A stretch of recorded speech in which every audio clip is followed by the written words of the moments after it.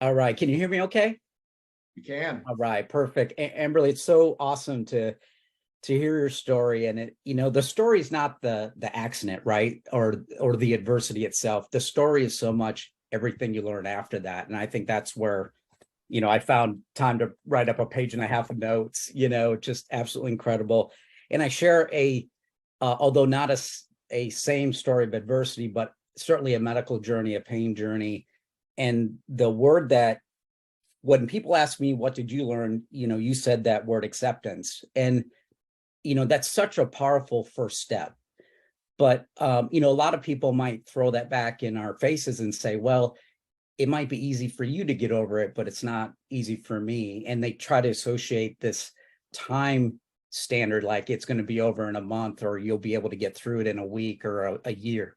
What do you say to people that have a hard time with that first step of acceptance, and as far as a time constraint that they're also trying to face, or it's just taken so long for them to get over? It might be a death, it might be other types of grief, those kinds of things.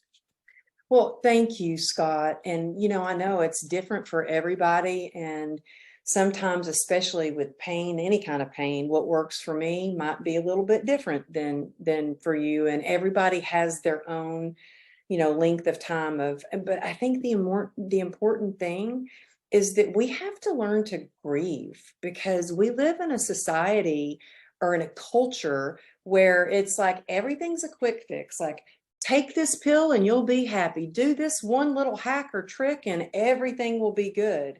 And what I've learned is, like, you know what, when you are diagnosed with something like, being diagnosed with CRPS, I grieved. I grieved for a while. There was a time when, my husband and we were told we couldn't have a baby. I grieved.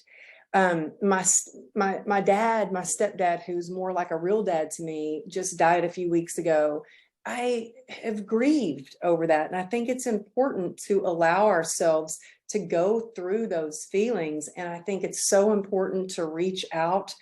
I am huge on, like, have a mentor. I've got a mentor and I am a mentor. I've got a sponsor and I have a sponsee.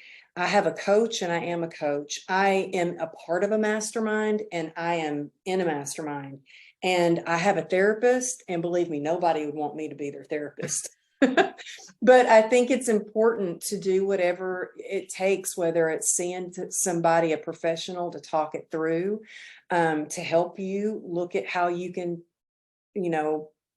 think of even acceptance. Maybe that's not a word that somebody resonates with somebody. Maybe it's more awareness. To me, I think that acceptance puts you back in the driver's seat of your life and allows you to be the one to take the action steps forward.